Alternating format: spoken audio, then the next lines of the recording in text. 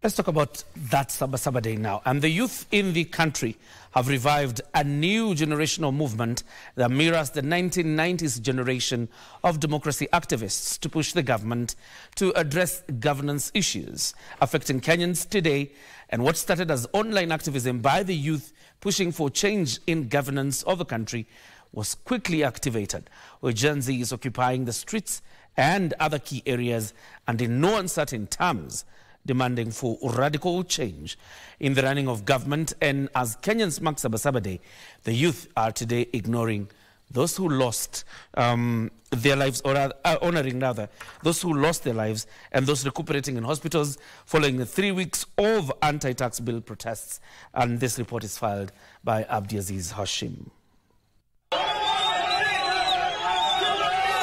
On the 7th of July 1990, the historic Sabasaba protest that birthed multi-party democracy and constitutional reforms were held. Young people, especially university students, led by their leaders, played a significant role in the fight for change, but those protests were largely overshadowed by the involvement of the political class.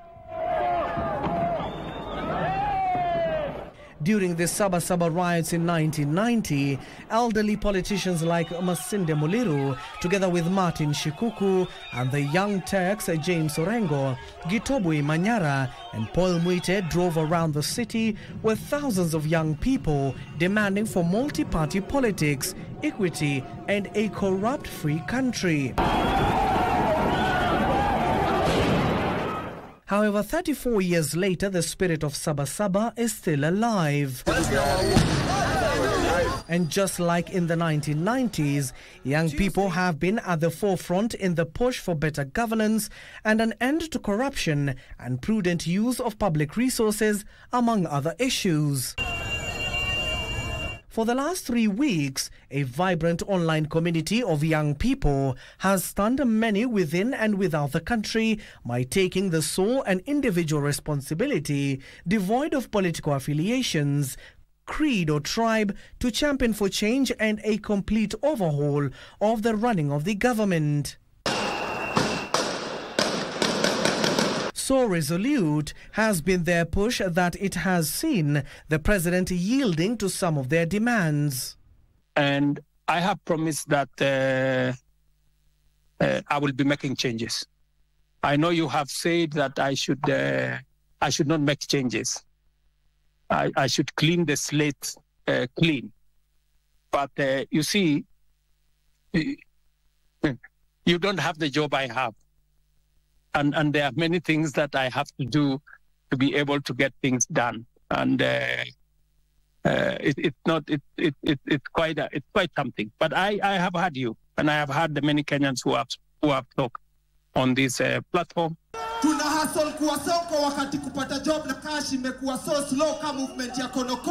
And in the spirit of Sabasaba, the youth came out in large numbers on Sunday.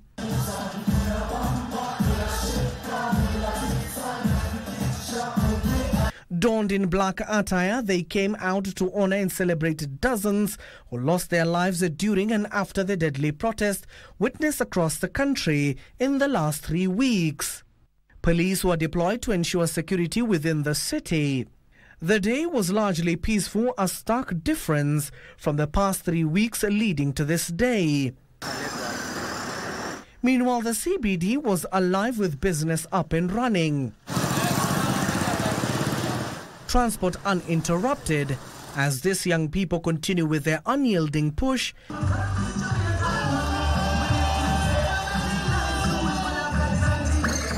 They hang on to hope that the much-needed change will be realized. And after the concert, the youths in their numbers flocked to the central business district at various bus termini as they awaited their buses to be ferried home. But under tight surveillance from the anti-riot police. Abdiaziz Hashim for Sunday Express.